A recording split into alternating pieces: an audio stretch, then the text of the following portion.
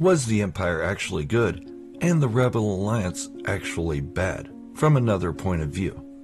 As Princess Leia watches through the view screen, she sees her beloved planet of Alderaan. Darth Vader stands behind her with one hand on her shoulder.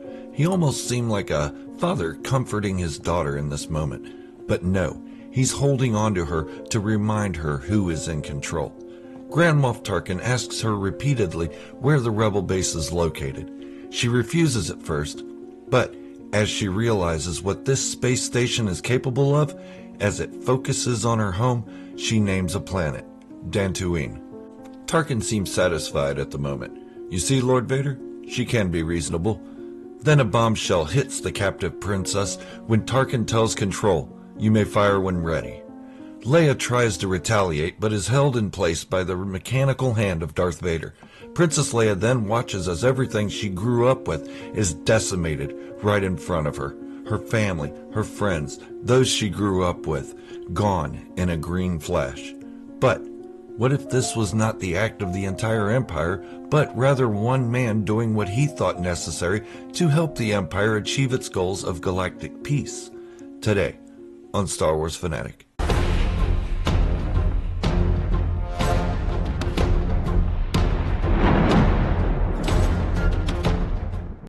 If you're new to the channel, be so kind as to hit the subscribe button and turn on all notifications to stay up to date on all of my Star Wars theories and discussions. Now, let's get into today's topic. Today I'll be hitting on a topic that is very touchy in the Star Wars fandom, a topic that doesn't seem to have a lot of gray area. But I've asked myself where the gray area can exist. We all know that George Lucas created the ideas of the Rebel Alliance and the Galactic Empire as a way to show the age-old struggle between good and evil. The Empire and the Rebel Alliance, the light side of the Force and the dark side of the Force, the wise and protective Jedi and the power-hungry Sith. We are shown these vantage points through a lens created by the maker himself. We are shown his view of the events of Star Wars, but as we know, there is always more than one point of view in Star Wars. As a small disclaimer, I'm not talking about this topic as a way of discrediting George Lucas, nor am I saying he isn't right. I am only trying to get you to think about another point of view. The topic being, could the Empire really be considered the good guys and the Rebel Alliance be considered the bad guys? I know others have brought up this topic in the past, but I too like to talk about Star Wars in a different way than most are accustomed to. Not to ruffle feathers, but rather to see things from another angle. Another angle to this could be that both were actually evil. But that would be for another video. First, I'll start with the Rebel Alliance and its structure of leadership. At the top, you have leaders from different rebel cells. General Dodonna, Senator Bail Organa, later replaced by his adopted daughter, Princess Leia Organa, and Senator Mon Mothma. A triumvirate, if you will. All three with semi-equal power, but Mon Mothma has the ruling and deciding vote. Beneath them you have various admirals and generals, lower officers, then the common foot soldiers and pilots. A very militarized structure, not uncommon for freedom fighters of our own world. On the Imperial side you have Emperor Palpatine with his various aliases, aka the Emperor, aka Darth Sidious, and so on. Below him you have Darth Vader, the strong arm of the Emperor. Grand Vizier Mas Amedda, the face of the Empire, only a figurehead. Grand Moff Tarkin, the only Imperial officer to hold Grand Moff title. Other various Moffs and governors. Then the military structure of admirals, generals, lower officers, foot soldiers, and pilots. Below them are citizens. I include the citizens and their independent ruling bodies because they are part of the Empire. This is also a basic structure for a party holding leadership. When we compare these two structures, it's easy to say that the Empire has a dictator, and that makes them not a governance of the people. But let's look at the deleted scene from Revenge of the Sith when the Rebel Alliance was conceived. Mon Mothma, Bail Organa, Padme Amidala, and other various senators discuss how the Republic is falling into the hands of a power-hungry dictator. Yes, these are elected officials, elected to these positions by the people of their own planetary systems, just as Palpatine was elected by his own home of Naboo. Yet we see no sign that anyone has elected these individuals to lead a rebellion, a war in the middle of a war that's already existing. In fact, the Empire hasn't taken over at this point, and Supreme Chancellor Palpatine's intentions haven't been made publicly known. All they really know is that he has power because there is a war going on, but that power was voted to him by the Senate. Of course, we as viewers know Palpatine's intentions are to hold on to the power that was granted to him by the Senate, because we know the outcome, what's going to happen later on in the next 3 films. In fact, it was an overwhelming democracy that bestowed these powers upon Palpatine, just as it was an overwhelming democracy that put Palpatine in the office of Supreme Chancellor. But where is the democracy asking for a rebellion against something that hasn't happened yet? There is none. These leaders took it upon themselves to start this chain of leadership, which is the first act of treason and a notion of war, dividing the galaxy once again, just moments before it's going to be brought back together for the first time in many years. Is that enough to say the Empire is actually good, though? No, not even close, but it makes you scratch your head a bit, doesn't it? Let's move on to the Jedi versus the Sith. I'm sure you already know where this is going. The Jedi took infants from their parents to raise them as monks. Most had no choice. They were seen as Force sensitives and brought into the Jedi Temple on Coruscant to learn how to be emotionless, loveless, but peacekeepers. They operated independently of the established government, but would regularly update the government of their ventures and even take on government tasks. Why? Because the Republic condoned them. And if anyone opposed the Jedi, they would be wiped out. Hence the reason the Sith would hide in the shadows, only allowing 2 at a time to be part of their own culture. Yes, I know there are other reasons for it, but for the sake of this video, that's what we're going with. But look at the Sith. They were encouraged to use their emotion and embrace their feelings. They weren't snatching babies from cribs to build their forces. They were actively recruiting those who could make up their own minds, use their own choice. The unwanted, the waywardly, and the abused were more than welcome into the Sith establishment. Yes, they wanted power, but look at it like this. They wanted power because those in power were repressing opposing ideologies to their own. The Jedi were closed-minded and elitist. Not to mention, the Jedi got involved with military affairs on a regular basis on behalf of the Republic, something they weren't supposed to be doing. They were supposed to be middlemen for the people, not warriors. Protectors of the citizens, not generals.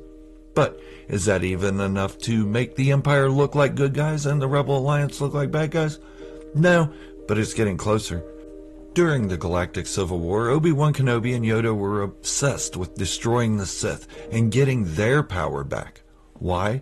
Because now they had to live in the shadows, the same treatment they gave the Sith in the past. They didn't like it so much. But the Empire is still bad in the eyes of the viewer because they wiped out the Jedi, for the most part at least, and held the galaxy under that tight grip. But look at its successes. For one, it kept criminal elements at bay, and it was highly monitored and regulated. But when the Empire fell apart, we see a lot of the planetary systems fall into disarray and crime becomes huge. In the Mandalorian series, it shows a lot of these systems. The Empire understood that the galaxy was too big to maintain on its own. But if they seemed like enough of a threat to the crime syndicates would keep themselves in line. Case in point, during the Empire era, how many huts did we see outside the Outer Rim? Not many. Now let's go back to the opening scene I talked about. How I talked about Leia watching as her planet was destroyed. We see this as an Imperial move. Yes, the Death Star had the power to destroy a planet, but where did that order actually come from? We never see the Emperor condone the action, nor does he give the order. But we still see an entire planet and 2 populations of other planets destroyed by the superweapon. That's pretty evil. But let's put it in terms we can understand. How evil did we think the US was when we dropped 2 atomic bombs on Japan? Do we think of ourselves as evil now, even decades after doing it, and creating a stockpile of even more powerful weapons? No, we say we build them in the hopes that we never have to use them. Right or wrong, that's what it is. The only real thing we know is that the Emperor greenlit the construction of the Death Star. We know that because we see him looking over the construction at the end of Revenge of the Sith. But how do we know he didn't create it in the hopes he would never have to use it? Then one day he saw no end to this war that had lasted 19 years already, and he had a war previous to that for 3 years, and decided it was time to use it. Time to use this super weapon to save more lives in return. But also, what if that weapon was used by Tarkin's own free will without the Emperor's knowledge or approval? In order to put an end to this pointless bickering between the Empire and the Rebel Alliance. If we think about the Rebel Alliance as entirely good and the Empire as entirely bad, let's look at Saw Gerrera, the rebel leader who would kill hundreds of innocent civilians in order to take out one Imperial officer or a fuel depot. And how many planetary systems did the Rebel Alliance recruit to join this war, this bloody war that had been going on for so long? Especially during a time when people were sick of war because the Clone Wars lasted so long and took on so much of the galaxy. Then we can look at the Rebel Alliance again. They destroyed 2 Death Stars in order to keep the war going, knowing very well that countless beings' lives were being disrupted and destroyed. And most of the citizens, like the Empire, think it's a lie. Look how large the Imperial structure is compared to that of the Rebel Alliance. All of the Empire military was made up of volunteers, not clones forced to fight for them, not Jedi indoctrinated from infancy. Volunteers, those who were fed up with the way the Republic ignored those not in close proximity to the core worlds. The Empire included them, made them feel a part of the structure. But let's not forget the stormtroopers we see as evil soldiers. They are actually police officers, occupation forces made up of volunteers, not soldiers created for war, but police created for maintaining order. The Emperor really did want peace. Sure, there were some Imperial elements that contradicted that and took on some sketchy assignments. A lot of this, I say, is tongue-in-cheek, but wouldn't you think a point of view like this is possible? Let me know in the comments below. Do you think I've gone around the bend, so to speak? Or does it make sense? We all see things from our own point of view, in our own world. Why not change it up a bit in Star Wars as well, instead of accepting the point of view we are forced into? I'd love to hear from you in the comments, even if it's an opposing view. If you're new here or just haven't committed yet, go on and tap, click, or touch the subscribe button and turn on all notifications to stay up to date on all my Star Wars theories and discussions. I see that about 80% of you who watch my videos aren't yet subscribed, so go on and do the right thing, because this makes Star Wars fanatics sad. And while you're at it, give the like button a high five to show your appreciation for the hard work I put into this video and every video I make. Thank you for watching, and remember, this is the way, the only way.